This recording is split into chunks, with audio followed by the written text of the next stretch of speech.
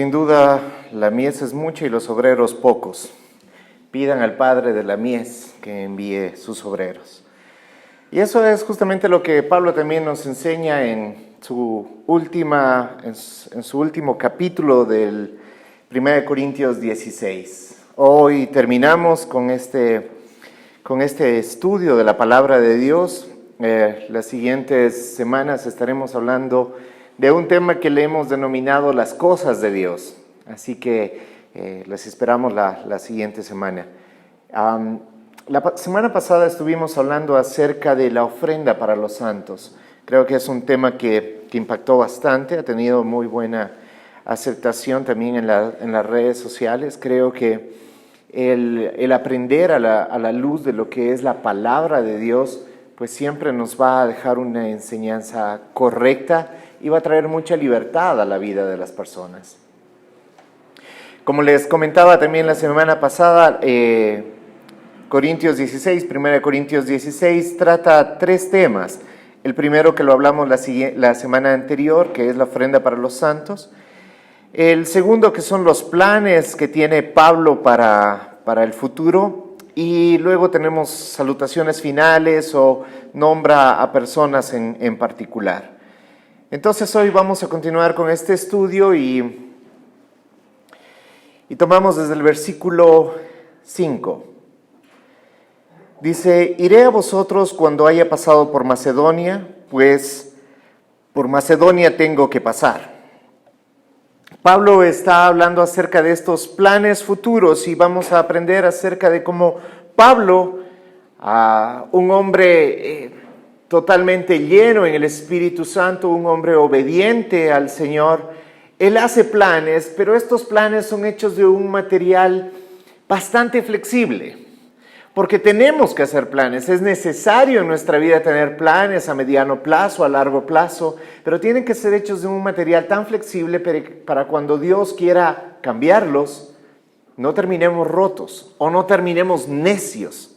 Y Pablo sí habla acerca de que él quiere ir a visitar a los hermanos corintios, pero primero tiene que ir a Macedonia. Pongamos esto un poco en contexto. Entre esta carta y la segunda, como les había comentado también la semana pasada, Pablo realiza una visita a los corintios. Y es una visita no muy agradable. Es una visita que él la llama como la visita dolorosa. No sabemos exactamente qué fue lo que pasó, pero Pablo sale muy apresuradamente de Corintio. Y envía una carta que es muy fuerte. Inclusive en alguna parte, cuando más adelante veamos en 2 de Corintios, Pablo dice, pensé que con esta carta los rompía, les daba tan fuertemente que a lo mejor algunos hubieran dicho, bueno, ¿sabes qué? Mejor me voy a otra iglesia porque Pablo es muy fuerte. Sí, eso pasaba en Corinto, esto no pasa en las iglesias actuales. Entonces, esta carta fuerte, no sabemos de qué se trata porque tampoco está en el canon bíblico, no se la he encontrado, solamente sabemos de esta por referencias justamente que Pablo mismo hace en alguna otra carta y dice, envié esta carta y todo y sí, creo que fue bastante fuerte, estaba realmente dolido, enojado, probablemente porque Pablo en 2 de Corintios iba a nombrar a los superapóstoles. ¿Y cuáles son esos superapóstoles? Es gente que sale por ahí con sus teorías, con sus doctrinas. Yo no sé si era como los superapóstoles de este tiempo, que también los hay. Y entonces Pablo se molesta y les llama la atención a los corintios por haber perdido el camino de la doctrina del Señor. Y bueno, Tito regresa y le dice, Pablo, tranquilo, ¿sabes qué? Parece que los corintios cogieron la onda. Fue bueno el llamado de atención. Y de ahí es de donde nace 2 de Corintios. ¿Ya? Teniendo esto en idea, entonces Pablo dice, sabiendo esto, yo quiero ir a visitarlos. Y esta es probablemente esta visita que tenía planeada, ¿no? Quiero ir a visitarlos, pero primero voy a ir por Macedonia, porque si voy directo donde ustedes, a lo mejor voy a estar muy poquito tiempo y yo quiero permanecer un tiempo con ustedes. Les había indicado también que Macedonia estaba ubicado al norte de Grecia, ¿sí? Al norte estaban los filipenses, estaba Berea. Esta zona es la que Pablo dice, voy a visitar primero.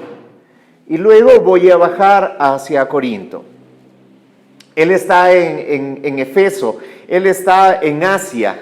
Y él dice, bueno, mis planes eran continuar hacia Asia, valga un poco esa palabra redundada, ¿sí? Pero el Señor me cambia los planes y voy a ir hacia Europa.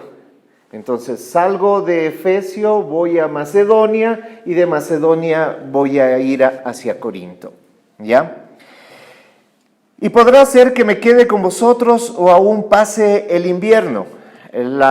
Pablo lo que quería era estar un tiempo con la iglesia que él había fundado, porque Corinto la fundó Pablo. Entonces él dice, el invierno está a punto de acercarse, en invierno es difícil viajar, por tanto me quedaría con ustedes y pasaría el invierno con ustedes, aprendiendo de ustedes y enseñando lo que pueda saber. Para que vosotros me encaminéis, dice, a donde haya de ir. En tiempos bíblicos, me encaminen hace referencia a, hermanos, voy a dejar que ustedes sean partícipes de la obra del Señor y ustedes sean los que auspicien el próximo viaje que vaya a hacer. Recuerda que venimos hablando capítulo 1, 2, 3 y 4 acerca de la ofrenda a los santos, ¿sí? Pablo está hablando de economía y Pablo les está diciendo, yo todavía no he terminado mi trabajo en Efeso, voy a Macedonia, luego voy donde ustedes, me quedaré un tiempo con ustedes y luego de eso, mis queridos hermanos, ustedes me van a direccionar hacia dónde tengo que ir. Ustedes me van a decir, a ver, Pablo, ¿sabes qué? Mira, la iglesia en tal parte está necesitando de ti. Y aquí están los recursos para que tú puedas ir. ¿Ya? A eso es a lo que se refiere encaminar en los tiempos bíblicos. Porque no quiero verlos ahora de paso, pues espero estar con vosotros algún tiempo, si el Señor lo permite. Y aquí es donde Pablo dice claramente su disposición al cambio de planes. Pablo está diciendo, esto es lo que quiero, pero esto se hará si el Señor lo permite. Pablo es un hombre que está en constante comunicación con el Espíritu Santo, pero él mismo no es osado en decir, así se tiene que hacer, sino que él lo pone delante de las manos del Señor. A esto es a lo que se refiere Santiago, cuando Santiago dice, ¿qué hay de aquellos que dicen, esto haré este año, esto haré el siguiente año, iré a tal ciudad y comerciaré y todo eso? ¿Quiénes somos nosotros? ¿Acaso nuestra vida no es como neblina? Eso dice Santiago en su carta.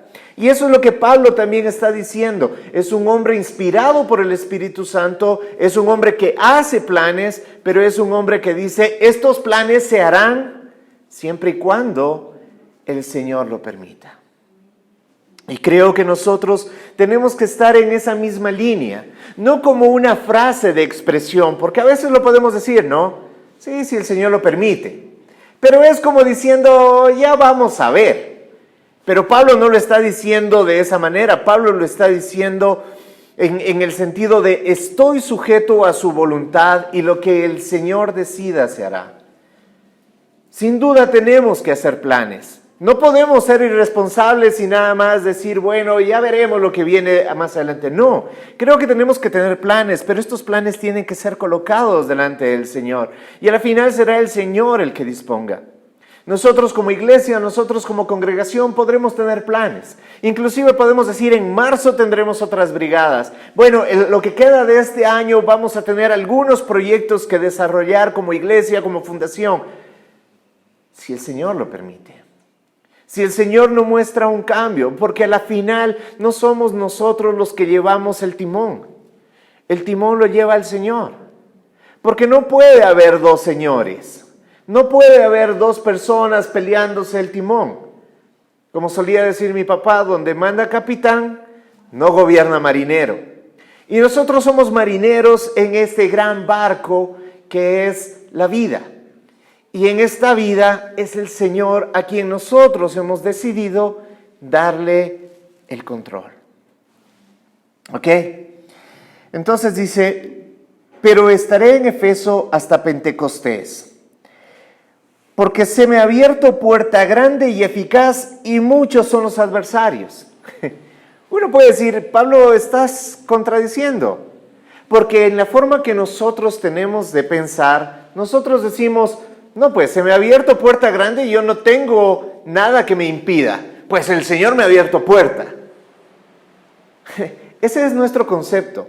Entonces nosotros decimos, si el Señor quiere es porque todo va bien. Si el Señor no quiere, pues entonces es porque tengo algún problema. Y Pablo nos cambia diametralmente la visión, porque Pablo dice, se me ha abierto una puerta grande y eficaz y muchos son los adversarios.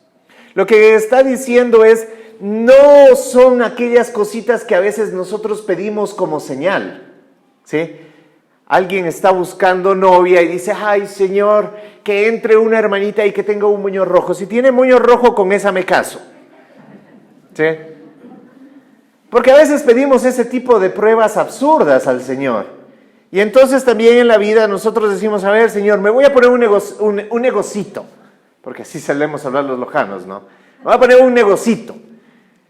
Y si todo me va bien, o sea, si en el municipio me dan el permiso y si todo eso, entonces esto es bendecido por ti.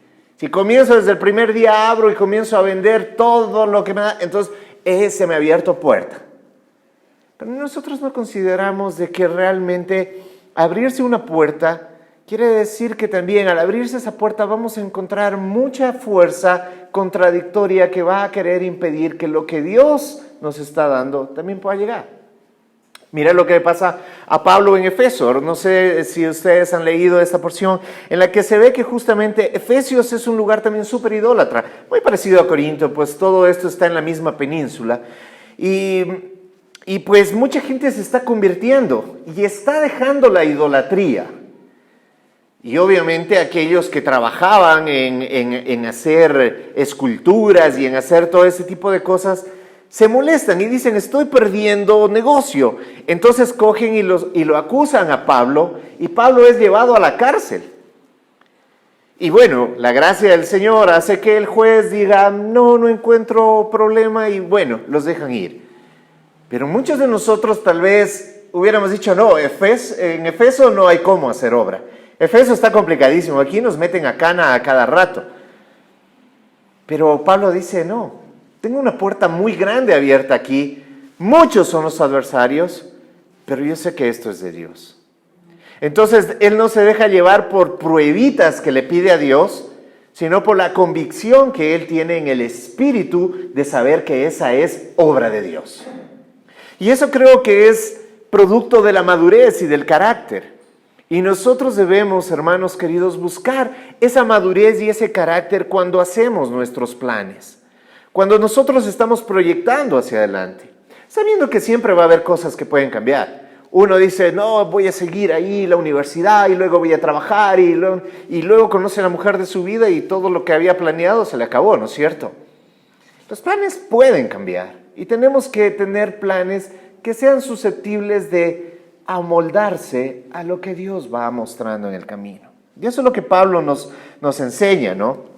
Y luego de eso, Pablo les habla acerca de Timoteo. Dice, y si llega Timoteo, mirad que esté con vosotros con tranquilidad, porque él hace la obra del Señor así como yo.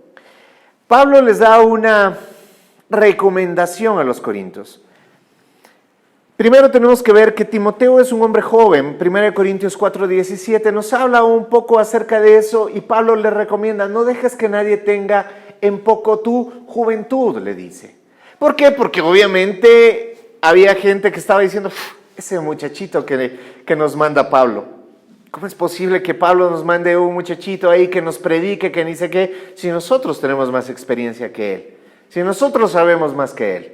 Entonces Pablo ya en 1 de Corintios 4, él ya le dice, mira, que nadie tenga esto en poco.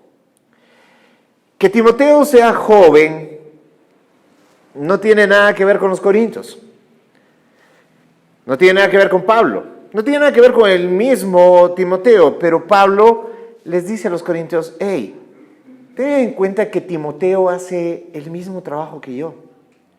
Y deben a él respetarlo y tenerlo con tranquilidad. Mira que le está hablando a los corintios. Los corintios que han despreciado al mismo Pablo.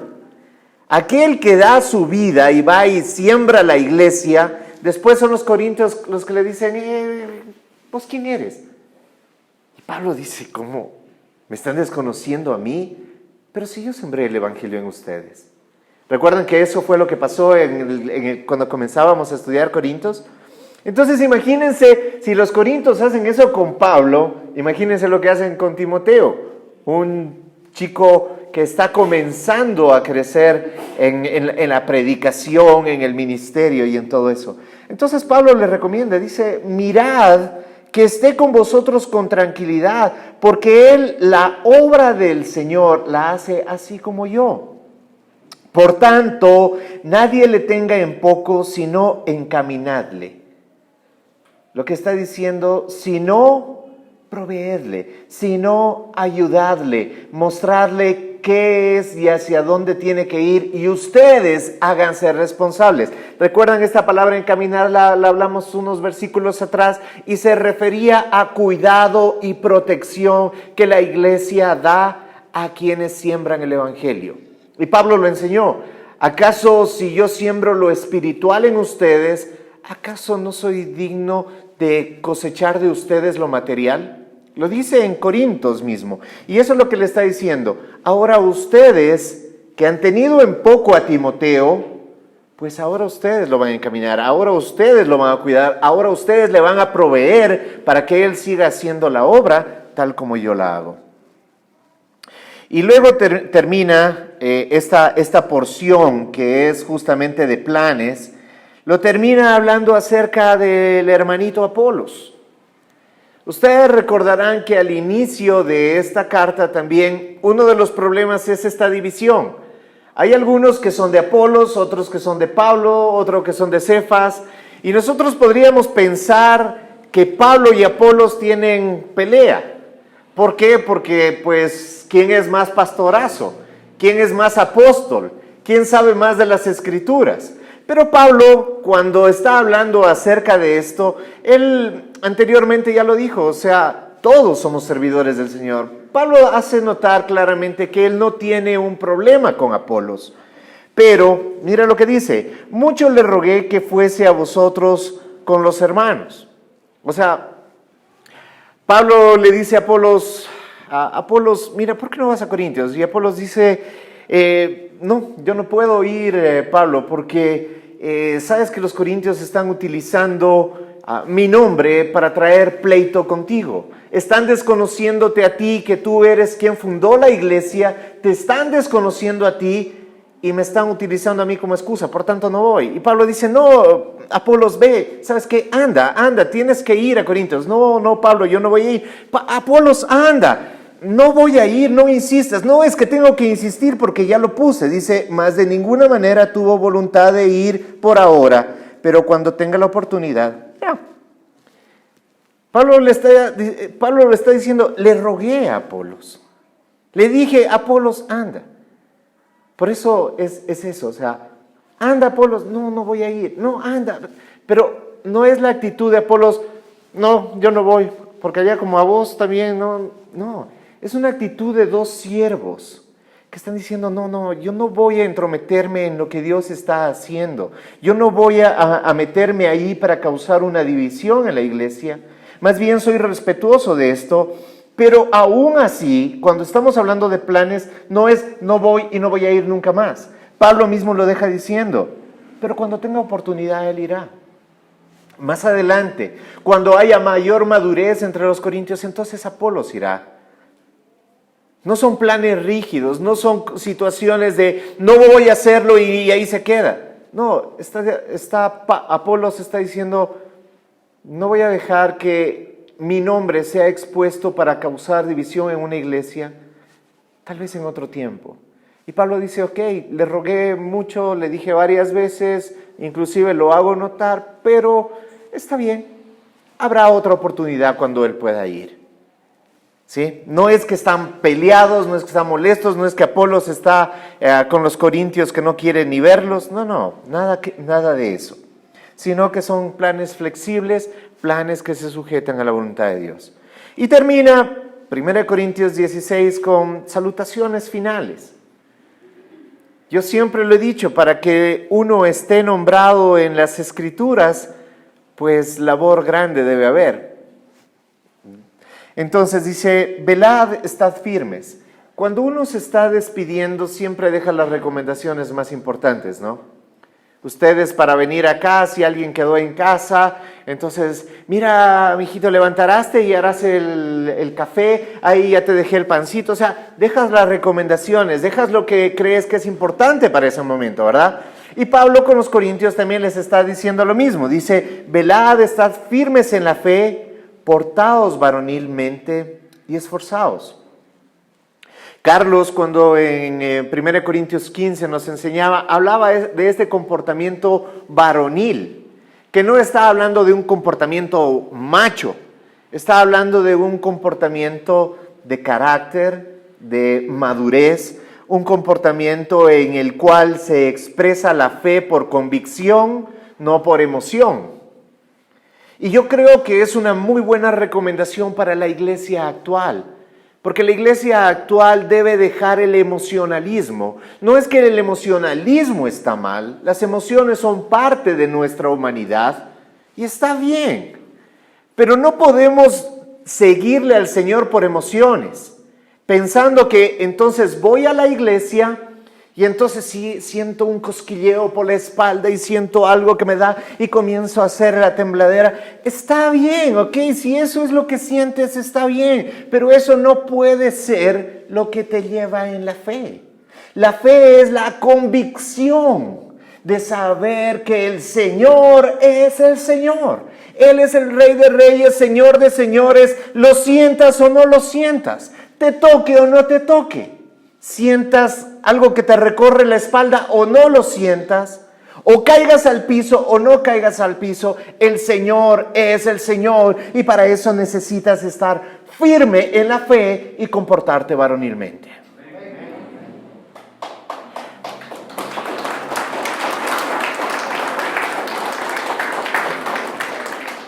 De ahí es de donde nacen los temas que estaremos hablando las siguientes semanas. Muchos me han preguntado, hermano, pero ustedes no hacen llamado al altar. Yo le he dicho, ¿sabe lo que es el llamado al altar? No, pero se sienta rico. O sea, no tiene sentido para mí que se sienta rico. No vienes a la iglesia para tener un sinnúmero de sensaciones. Vienes a la iglesia para aprender de la bendita palabra de Dios, que es la voluntad buena, agradable y perfecta para nuestras vidas. Entonces vamos a aprender acerca justamente del llamado al altar, vamos a aprender de muchas cosas que nosotros les hemos llamado las cosas de Dios. Entonces Pablo hace referencia a eso y dice, todas vuestras cosas sean hechas con amor. Es tan contundente este versículo 14 de 1 Corintios 16, porque la carta está resumida en eso. Toda la carta habla de tantos temas, pero es tan contundente cuando habla del amor, porque dice, yo puedo tener sabiduría, puedo tener todo el conocimiento, puedo ser muy buen predicador, puedo ser todas esas cosas, pero si no son hechas con amor, nada son. Entonces Pablo en esta parte final está recalcando cosas que, les escribí en la carta, pero quiero que hasta que nos volvamos a ver, lo puedan recordar, lo puedan tener presente. Entonces, firmes en la fe, pórtense varonilmente, sean esforzados, y todo esto, hecho con amor. Hermanos, ya sabéis de la familia de Estéfanas. Unos dirán, ¿quién es Estéfanas? Estéfanas ya le nombramos en 1 Corintios 1, 16, y hablaba acerca de esta familia y decía que eran las primicias de Acaya y que ellos se han dedicado al servicio de los santos. O sea, él está diciendo, miren, entre ustedes, hermanos, hay estas personas. Y estas personas es digno de decir, hermanos, miren, sigan este ejemplo. Ay, no, hermanos, ¿cómo van a decir que sigan el ejemplo si todos nosotros fallamos? Sí, pero Pablo es muy claro cuando dice, sean imitadores de mí, sean imitadores de esta gente, porque coger y ponerlas en las Escrituras no quiere decir que son perfectas. Quiere decir que son personas dignas de imitar, aún en su imperfección. Y yo creo, hermanos queridos, que aplicándolo a la iglesia contemporánea, nosotros debemos de ser capaces de poder ser llamados dignos de imitación. Dignos de imitación de nuestros hijos, dignos de imitación de quienes nos conocen. O sea, que podamos ser tomados como ejemplo. Que nuestra vida sea un ejemplo. Y Pablo le nombra a ellos y dice, claro, o sea, ellos son de los primeros que se convirtieron y miren cómo ellos todavía están ahí y lo más, están al servicio de los santos. Están al servicio de la iglesia, están al servicio de aquellos que han conocido a Cristo. Los hermanos que hablaron aquí inicialmente, dos cosas que ellos lo dijeron es estar al servicio. ¿Estamos al servicio de alguien más? ¿O estamos esperando ser servidos? Como tuvo la actitud, la iglesia inmadura todavía de Corintios. Y yo podría dar iglesias inmaduras acá. Pero no se trata de eso, se trata de, ¿estamos nosotros siendo maduros o no? Estamos siendo serviciales, no serviles, sino serviciales a los demás. O estamos diciendo, es que yo soy hijo de Dios y yo merezco que a mí me den todo. Eso es inmadurez. El que quiera ser el primero entre ustedes, sea el que más sirva. Eso dice la palabra de Dios, ¿no es cierto? Y mira lo que dice, os ruego que os sujetéis a personas como ellos y a todos los que ayudan y trabajan. La recomendación de Pablo es, sujétense a ellos. No, otra vez, no sujétense como serviles, no sujétense como esclavos, no sujétense como, pastor, ¿puedo vender mi carro? ¿No puedo vender mi carro? ¿Puedo ponerme un tatuaje? ¿No puedo ponerme un tatuaje? No, eso no es sujeción. Sujeción es a la madurez que estas personas tienen para llevar adelante la obra del Señor. Y eso aplicado a la iglesia actual también se aplica, hermanos. ¿Estamos sujetos a alguien o simplemente nos sujetamos a nuestros caprichos? Nos sujetamos a lo que yo quiero, a lo que yo pienso, a lo que yo deseo. Tampoco Pablo está diciendo, sujétate a esa persona porque esa persona es el pastor de la iglesia. No. La sujeción es hecha en amor. Si no hay una sujeción en la cual yo me sujeto en amor a esa persona y esa persona tiene responsabilidad como aquel que tendrá que dar cuenta, dice la palabra de Dios, de mi vida, entonces ahí no hay una sujeción real, sino hay un dominio que no debe estar presente en la iglesia. Me regocijo con la venida de Estéfanas, de Fortunato y de Acaico, pues ellos han suplido vuestra ausencia, porque confortaron mi espíritu y el vuestro. Reconoced pues a tales personas. Nuevamente Pablo está hablando de personas que son dignas de ser reconocidas. Y Pablo dice de estas tres personas que ellos vinieron a suplir la ausencia. Probablemente ellos son la comitiva que enviaron los corintios para llevarle la carta que Pablo está respondiendo en 1 Corintios.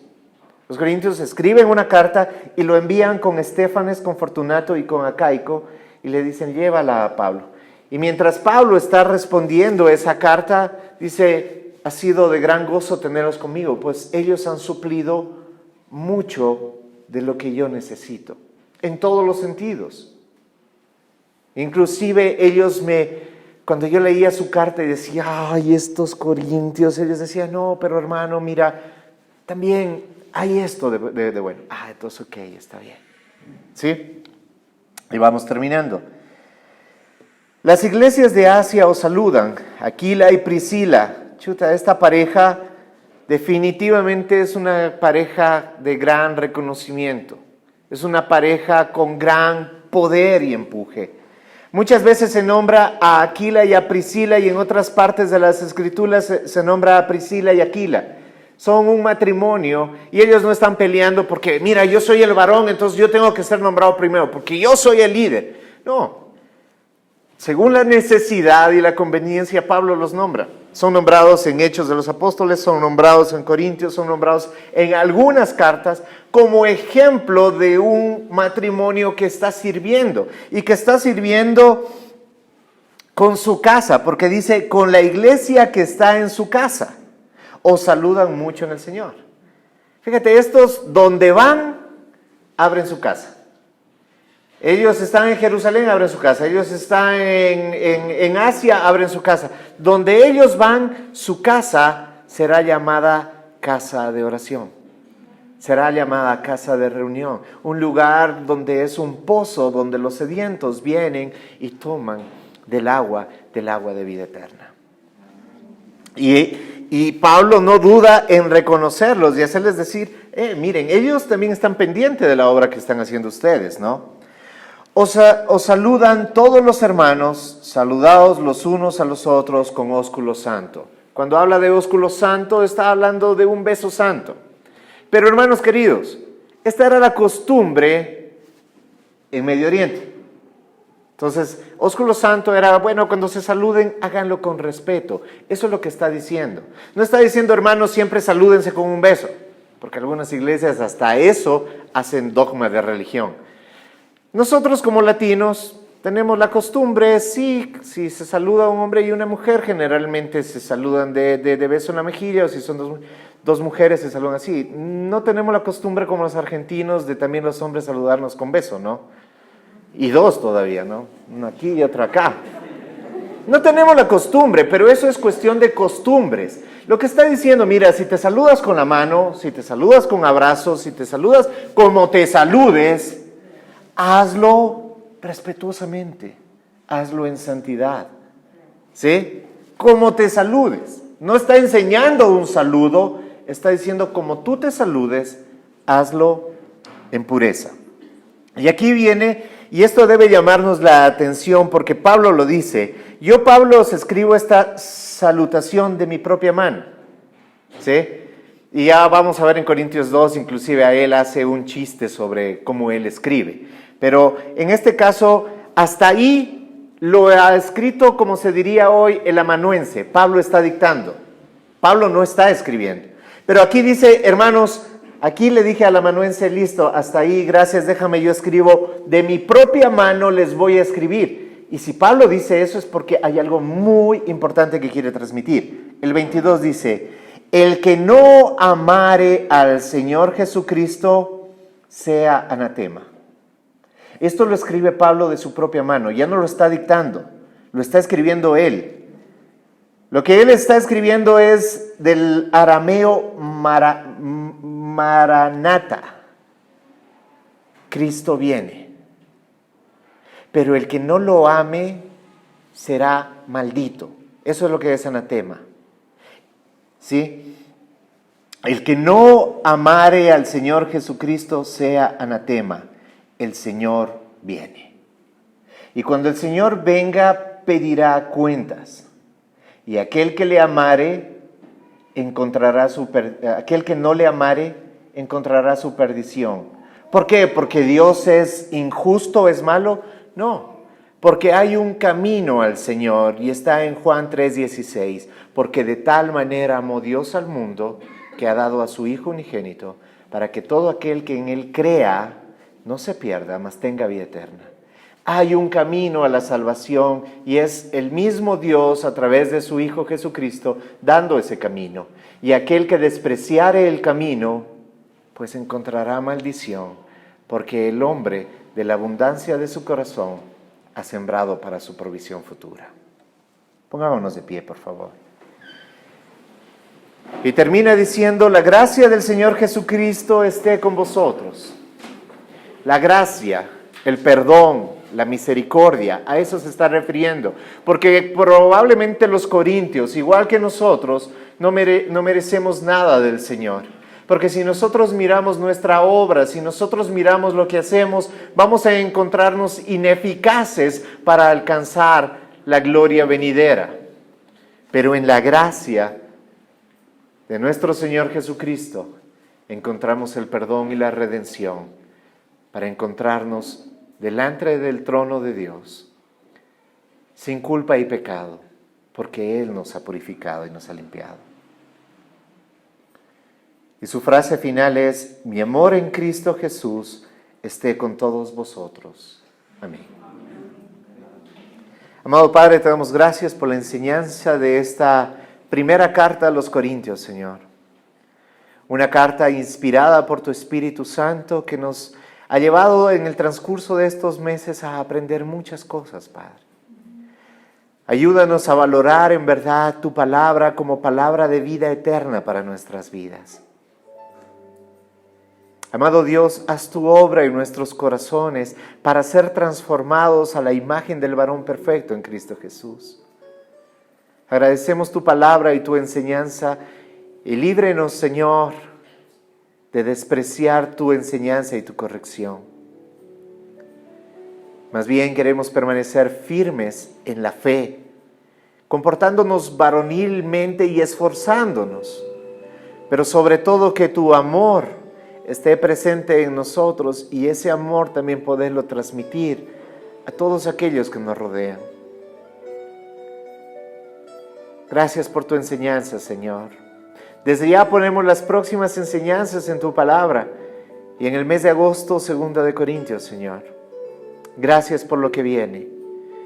Pero antes de anticiparnos a lo que viene, lo que hoy ya hemos aprendido, que hoy sea también una norma de vida para nuestras vidas. Te damos gracias, Padre.